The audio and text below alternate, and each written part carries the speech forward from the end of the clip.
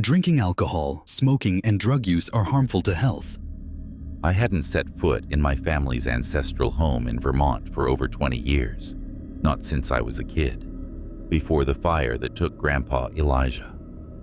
The house was a looming colonial relic, tucked deep in the woods, its jagged roof lines like broken teeth against the sky, its shutters hanging by rusted nails. My father, Martin Whitmore, inherited it after Elijah's death, but he never spoke of it, or of his father, or of the fire. When Dad died in a car accident last month, the house passed to me. I didn't even know it still existed until the lawyer handed me the deed after the funeral, his face solemn as he whispered, "You may want to sell it quickly." I'm 32, a high school biology teacher, a single mom to my 8-year-old daughter, Lily, and now the guardian of my 12-year-old brother, Eli, since Dad's passing left him in my care. The idea of keeping a crumbling old house in the middle of nowhere was absurd. My life was already stretched thin between lesson plans, parenting, and grief. But something about the lawyer's warning gnawed at me. I needed to see the place before deciding its fate. "Just a weekend," I told Lily and Eli as we packed my beat-up Subaru. "We'll take photos, clean up what we can, and figure out what to do next." The drive to rural Vermont was long, the roads narrowing as we wound deeper into the forest. The trees clawed at the sky, their branches blotting out the late Friday afternoon sun. When we finally reached the end of the gravel driveway, the house loomed before us like a shadowed mountain, its dark windows staring down. I felt a chill that had nothing to do with the October air. Lily clutched her stuffed rabbit, Mr. Whiskers, and Eli's usual smirk was gone, replaced by a quiet unease. The brass key in my hand felt heavier than it should have as I turned it in the front door's lock.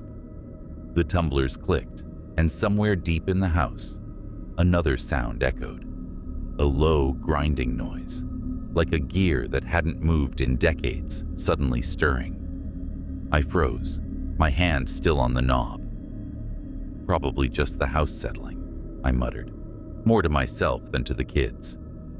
Inside, the air was thick with dust, coating everything in a soft gray film. The smell hit me first, faintly of ash, but beneath it, something older, earthier, almost alive, like wet soil after a storm. The foyer was grand but decayed, with a sweeping staircase leading to the upper floors, and a chandelier dangling precariously above. To my surprise, when I flicked the light switch, the chandelier buzzed to life, casting a dim, flickering glow. "That's weird," I said, frowning. "Who's been paying the electric bill?" Eli shrugged, his backpack slung over one shoulder. "Maybe Dad?" I didn't think so. Dad had avoided this place like a curse. But I pushed the thought aside. We had a weekend to assess the house, and I wasn't about to let odd details derail me. We explored the first floor, parlor, dining room, a kitchen with ancient appliances, and picked our bedrooms. I took the master, its 4-poster bed draped in moth-eaten curtains. Eli claimed the study downstairs, drawn to the built-in bookshelves and a creaky leather chair.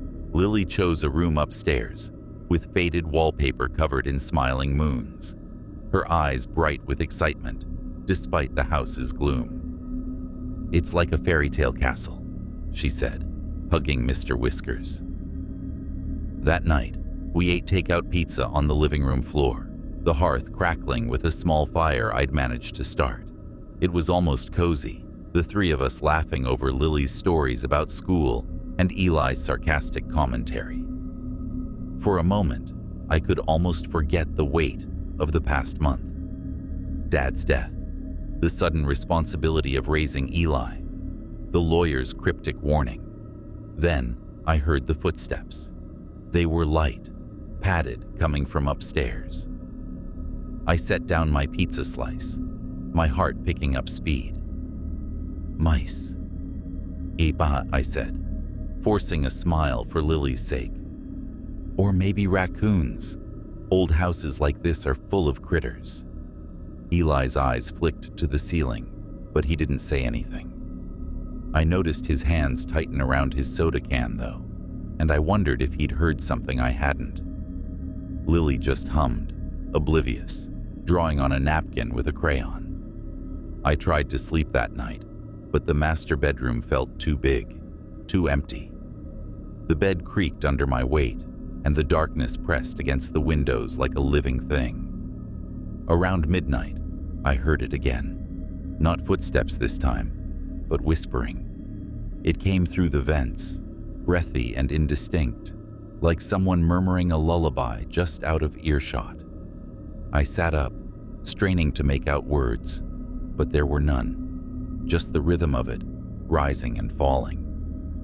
Then, from beneath the floorboards, a scratching sound, slow, deliberate, like nails dragging through wood. I pulled the blankets tighter, telling myself it was just the house. Old pipes, old beams, old everything. But my pulse wouldn't slow, and I didn't sleep again until dawn. The next morning, I found Lily in the living room, staring at the fireplace. Her small frame was rigid, her eyes fixed on the cold hearth. "Sweetie?" I crouched beside her. "What's wrong?" "He's sad," she said, her voice barely above a whisper. "Who's sad?" "The man in the walls." My stomach twisted. I forced a calm tone. "Did you dream that, Lily?" She shook her head, still staring at the fireplace. "No, he was behind the bricks. I heard him say he's hungry." I followed her gaze to the hearth. The iron gate was rusted, half open, revealing a pile of long cold embers buried in soot. I didn't want to look closer, but Lily's words echoed in my head. I knelt and pried the gate fully open, the hinges screeching. On the back wall of the fireplace, a single brick was missing, leaving a dark rectangular hole. I hesitated, then reached in. My fingers brushed something papery. I pulled it out, a yellowed, brittle note, its edges charred. In spidery handwriting, it read, "Feed him, or he wakes the bones." I stared at the words, my breath catching. The air in the room felt heavier, like it was pressing down on me. I shoved the note into my pocket before Lily could see it. "Just some old junk," I said, my voice tight. "Let's get breakfast." But the note burned a hole in my pocket all morning. I didn't tell Eli or Lily about it. Instead, I kept us busy cleaning, sweeping dust, wiping down furniture, anything to distract myself from the growing sense that something was wrong with this house. That afternoon, Eli found the hidden room. He was in the study poking around the bookshelves when he called me over. "Rach, come look at this." I found him pressing against the tall oak bookshelf, his face pale. "I heard something," he said. "Like breathing from behind here." Before I could stop him, he pushed harder, and the entire shelf groaned, sliding inward to reveal a narrow stone stairwell descending into darkness. A cold, damp draft wafted up, carrying that same earthy smell I'd noticed when we arrived. "We shouldn't go down there," I said, my voice sharper than I intended. Eli looked at me, his eyes wide. "You heard it too, didn't you? The breathing." I wanted to lie, to tell him it was nothing, but the memory of the whispering in the vents stopped me. Instead, I grabbed the flashlight from my bag. "Stay here with Lily." "No way," he said, crossing his arms. "I'm coming." Lily, who'd wandered in behind us, clutched Mr. Whiskers tighter. "I want to see too." I sighed, knowing I couldn't leave them alone upstairs. "Fine, but stay close." The stairwell was tight, the stone walls slick with moisture. Each step echoed, and the air grew colder as we descended. At the bottom, the flashlight beam revealed a basement with dirt floors. and walls covered in strange markings, handprints, small and childlike, etched into the stone. In the center of the room was a pit, about 6 feet wide, its edges crumbling. I shined the flashlight into it. Something moved. It wasn't fast or threatening, but it was deliberate. A shape formed in the soil at the bottom of the pit. A face, or the suggestion of one. Eyes opened, dark and unblinking, staring up at us. My breath caught in my throat, and Lily whimpered, pressing against me. Then a voice rasped up from the dark, low and guttural. "Where is the father?" I screamed, stumbling back. Eli grabbed my arm, pulling me toward the stairs. We scrambled up, Lily sobbing, and slammed the bookshelf shut behind us. My hands shook as I leaned against it, my heart pounding so hard I thought it would burst. "What was that?" Eli whispered, his voice trembling. "I don't know," I said, because I didn't. But I knew we couldn't stay in this house another night. That evening, I sent Eli and Lily to their rooms, with strict instructions to stay there while I searched the attic for answers. The note, the pit, the voice, it all pointed to something my family had hidden for generations. I needed to know what. The attic was a maze of cobwebs and forgotten relics, trunks, broken furniture, and stacks of yellowed papers. I found Grandpa Elijah's journals tucked in a crate, their leather covers cracked with age. As I read, the pieces began to fall into place, each one more horrifying than the last. Elijah had practiced something called earthbinding, a ritual passed down through the Whitmore family for centuries. It was meant to keep something called the Old One trapped beneath the house. The journals didn't say what the Old One was, only that it was ancient, hungry, and tied to the land itself. The ritual required sacrifices to keep it dormant. At first, Elijah used animals, deer, rabbits, even dogs. But as the years went on, the Old One demanded more. Vagrants who wandered too close to the property. Then, according to one cryptic entry, my grandmother. Her death had always been a mystery. The family story was that she drowned in a nearby river, but her body was never found. Now I knew why. Elijah had given her to the Old One. The fire that killed him wasn't an accident. It was a failed ritual. He'd been trying to trap the Old One again after it began to stir, but something went wrong. The house burned and Elijah died, but the Old One remained. I closed the journal, my hands trembling. The house wasn't just haunted, it was a prison, and we were locked inside with whatever Elijah had been feeding all those years. That night, the house came alive. The wind howled outside, rattling the windows, and the walls creaked like the house was breathing. I woke to Lily's cries and ran to the living room, where I found her standing in front of the fireplace. The hearth roared with flames, though no one had lit it. Lily's skin was pale, her eyes wide with terror. "He said I have the right blood," she whispered, "like Grandpa." I pulled her away, but the flames flared higher, and a shape formed in the fire.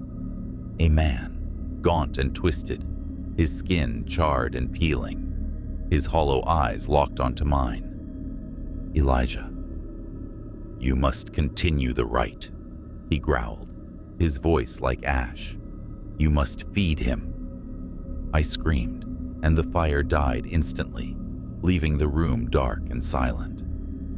I clutched Lily, my heart racing, and checked on Eli, who was already running toward us. "We need to leave," I said, grabbing their hands. "Now!" But the house wouldn't let us go. The front door led back to the foyer. The back door opened into the kitchen. I smashed a window with a chair, but the glass wouldn't break. It bent, like it was made of something alive. The scratching started again, louder now, coming from beneath the floorboards. Dozens of scratches, like claws dragging through wood. The air grew thick, heavy with that earthy smell. I dragged Eli and Lily to the study, hoping to barricade ourselves inside, but the bookshelf groaned open on its own, revealing the stairwell. The pit in the basement was cracking wider, mud oozing out like blood. Something was climbing out, slowly, inevitably, its form indistinct but massive. The whispering became chanting, a low, rhythmic hum that vibrated through the walls. I didn't know what to do. I was a teacher, not a priest or a witch or whatever this house needed. But I couldn't let it take my daughter or my brother. The hearth flared again, Elijah's face forming in the flames. "You can leave," he said, "but the house stays full. One soul or all three." I looked at Lily, her small hand trembling in mine, at Eli, his jaw set, but his eyes wide with fear, and then back at the fire, where Elijah's face flickered, waiting. I don't remember deciding. I only remember acting. I grabbed a can of lighter fluid from the kitchen and doused the living room. Curtains, furniture, the wooden floor. I lit a match and dropped it. The flames caught fast, spreading across the room. I didn't know if fire could kill whatever was in the pit, but it had stopped Elijah once. Maybe it could stop the old one too. The house screamed, a sound that wasn't human, wasn't anything I could describe. The walls shook, the floor buckled, and the chanting grew louder, angrier. I grabbed Lily and Eli and ran for the front door again. This time, it opened. We stumbled out into the dawn, the air cold and sharp. Behind us, the house burned, flames licking the sky. The trees stood still, no longer clawing at the air. The house didn't follow. We didn't look back. Weeks later, the authorities found nothing but ash where the house had stood. No pit, no handprints, no secret room, just a foundation, blackened and empty. The three of us moved to a small apartment in Burlington, far from those woods. I told the police it was an accident, a faulty fireplace, old wiring. They didn't ask too many questions. I think they were just glad the place was gone. But sometimes, when Lily closes her eyes, she says she hears the scratching. Eli doesn't talk about it, but I see him flinch at shadows, check mirrors twice. And me? I dream of the pit, of those unblinking eyes, of Elijah's voice in the flames. I don't know if we killed it. I don't know if it's still out there, waiting. But I know one thing: we'll never go back.